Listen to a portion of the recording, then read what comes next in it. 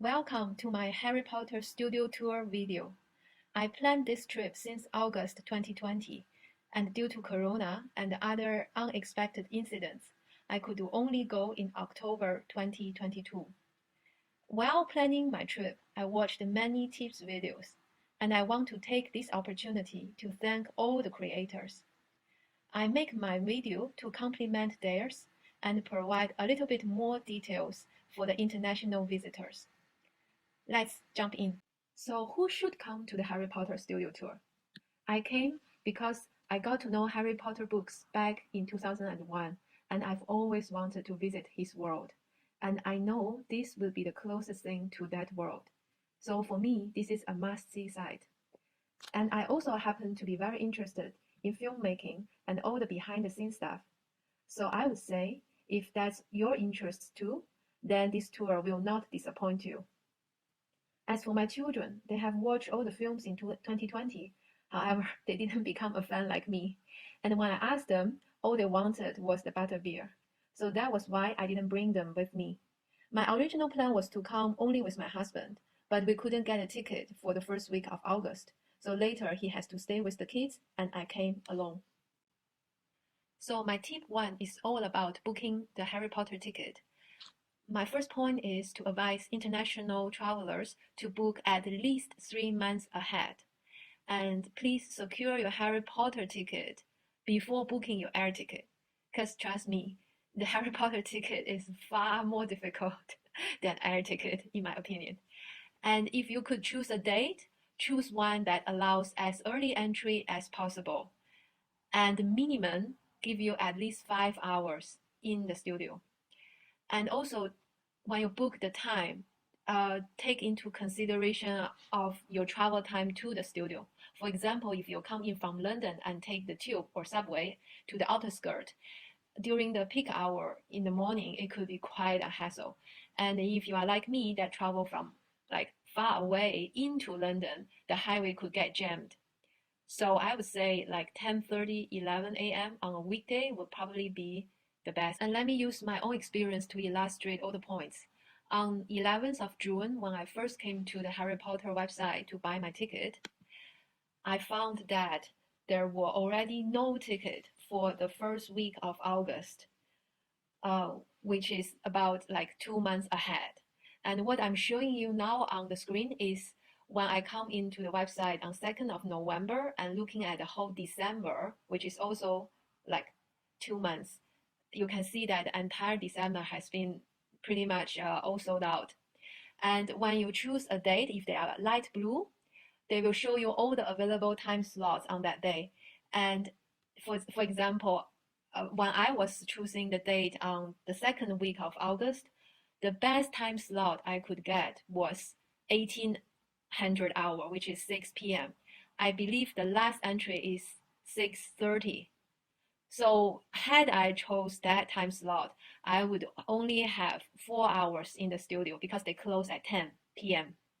and that will be super rushed. Later you will know why. I would say that you should choose the time first before you choose the date. Meaning if you come to London for a week, see which day allow you the earliest entry and book that date for your Harry Potter tour. And immediately after I check out, I received this booking confirmation in my email. The most important thing here is the booking reference number and also the e-ticket in the attachment. As I mentioned, my ideal time was to came to Harry Potter studio during me and my husband's London trip during the first week of August. But since I couldn't got the ticket, so I have to put it to the next week when we bring the whole family to Cotswold. However, on the 4th of August, when me and my husband was returning from UK to Netherlands on the train, our passport was stolen together with our backpacks. So which means now I also couldn't go as planned on August 10. I have to change the date of my ticket. So on 7 August, I contacted the team via the website. And as I see here, they gave some phone numbers, but there's also the form because I was contacting them on Sunday after their 5 p.m. So then I first fill out the form. And here is my booking reference. Here I select general inquiry. And then I leave my message and I submit. and immediately I received an email reply. So this is the email I received. It repeated my message earlier, and it also included the section about rebook or refund. And here, for the first time, I noticed that I need to contact a phone number to change the date.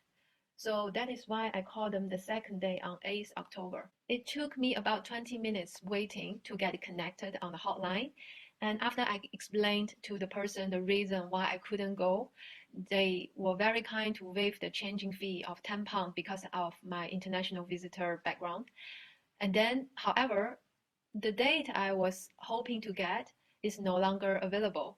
So the next best option was 25th October, 5 p.m. And after that call, there was no email confirmation or new e-ticket issued.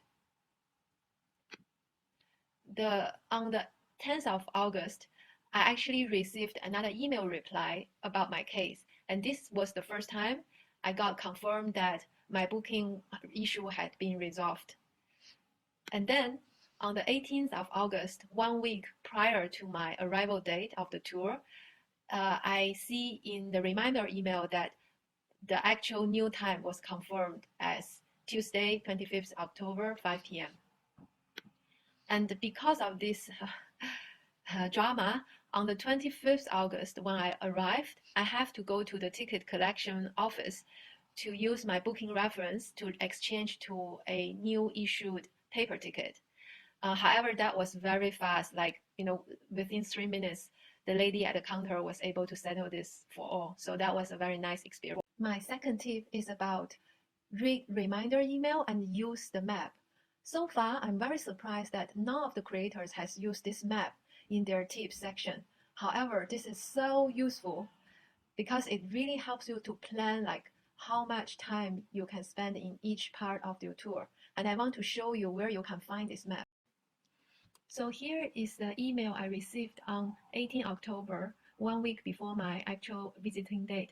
In this email, you can see they have confirmed my changed date, and most importantly, they have sent you this when you arrive information. If you click on this, it will open to a new page from the studio main website, and here is where you can find the parking, arriving by car, ticket collection, and most importantly, this map of the studio tour.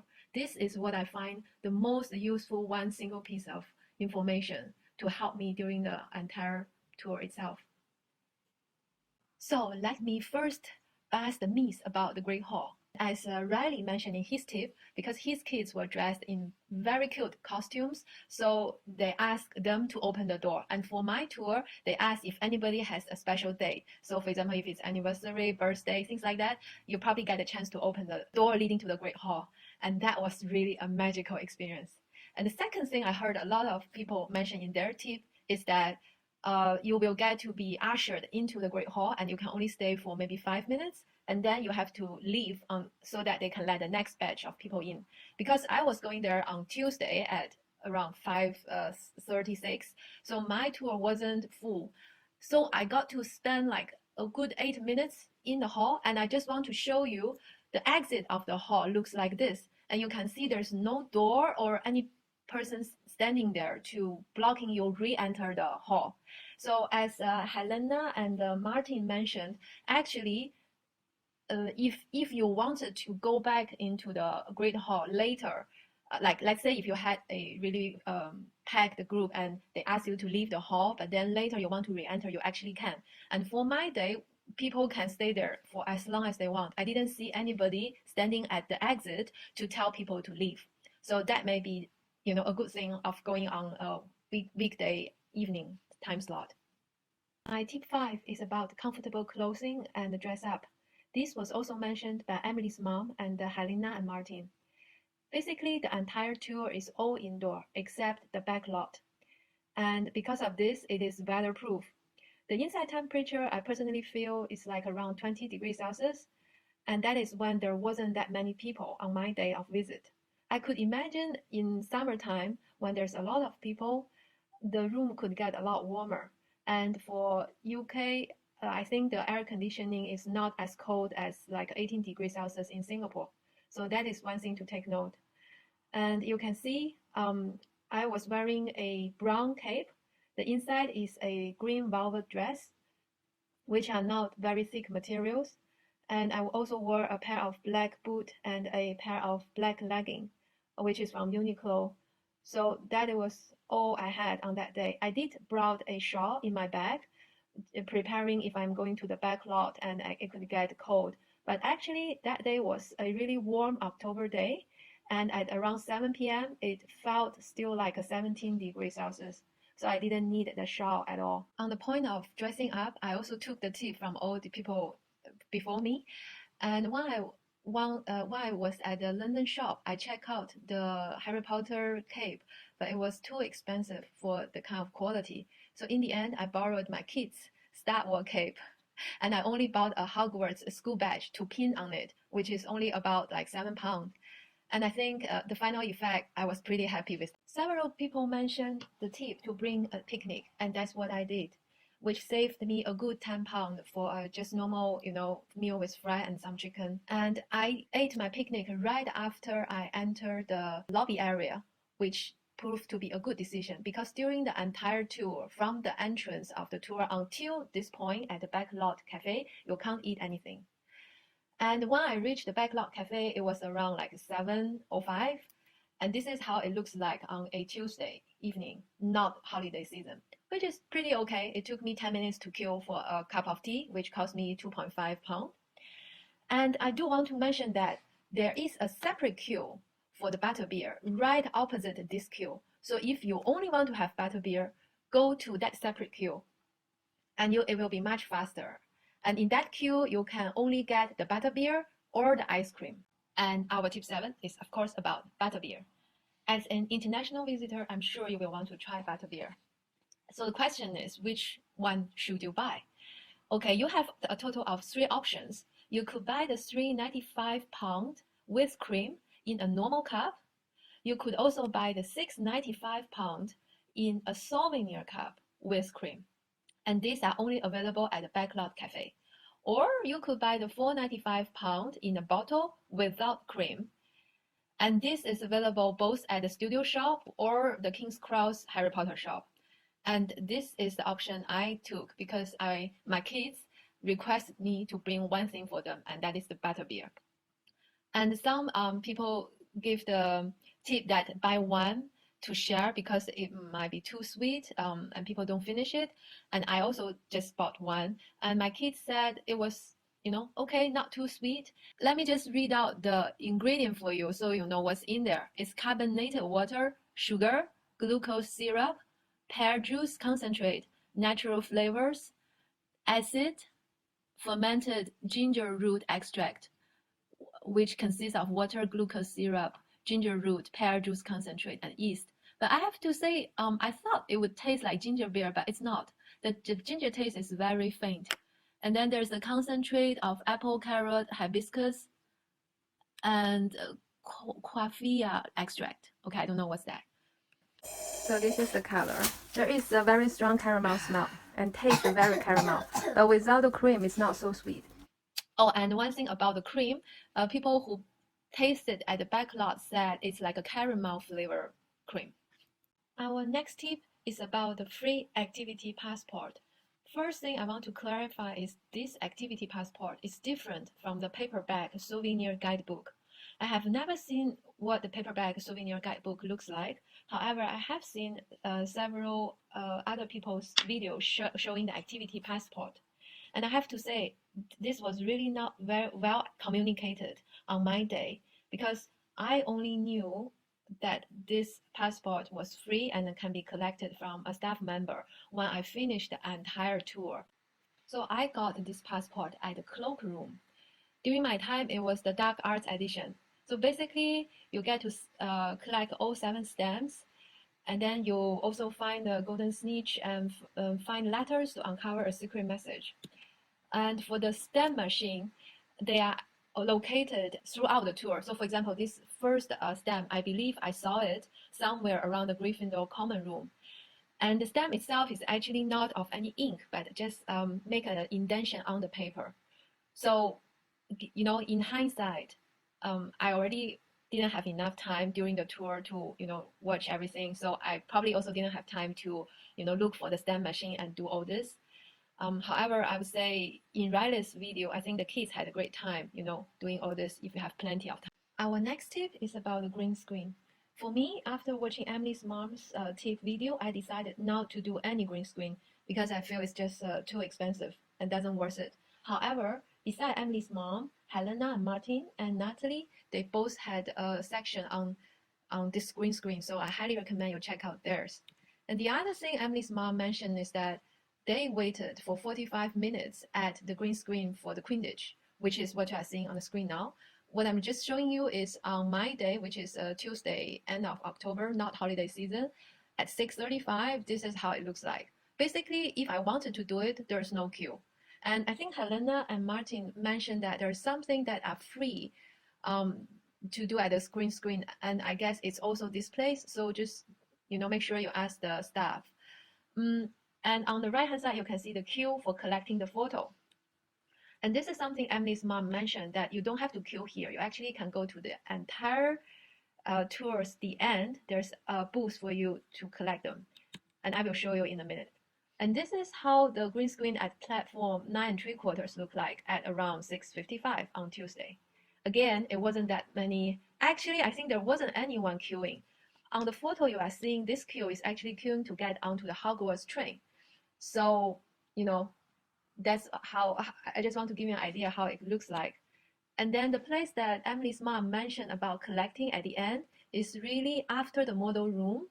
Before you exit the tour into that room with full of wands on the wall, you will pass by this counter and they say last chance to buy all your photos here. So our next tip about interactive demonstration. As Emily's mom's video pointed out, there were some interactive rooms which like you can do wand duel or invisibility cloak. But for me, that day I didn't find them at all. All I saw was around this dark arts area, there is the outside, no, actually the interior of the Ministry of Magic. And then on the end, close to entering Forbidden City, there is this platform where they were giving live wand lessons. I think that was the most interactive thing I have seen on my day. And of course, there were many young kids having their own wand and following the lesson, and then had a real kind of dueling with the Death Eaters. And this could easily take like 20 minutes to half an hour of your time. So for me, I was just quickly glancing at them and then went through. And our next tip is about taking a shuttle bus. As Emily's mom mentioned in her tip video, if you're coming from London, take the tube and then take the shuttle bus to the studio. You are pretty much indoor all the time and it wasn't cold at all. So this is the shuttle bus. As you can see, the green logo is the entrance of the actual studio, and then you have this covered walkway all the way until the bus stop. This photo was taken around 9:42, and there were, I would say, at least half of the people came by this shuttle bus. So many of them were trying to catch the shuttle bus to go back. And I didn't take the shuttle bus, so I'm not very sure of the schedule and things like that. But I recommend you really check out the bus schedules, because this is a pretty remote area, quite far from London. You can see here the red light. I think that was the taxi stand, and I saw only 2 taxis. And if you are an international visitor, you might not know that in London, in this studio area, it's hard to get a taxi, as if you were in Singapore.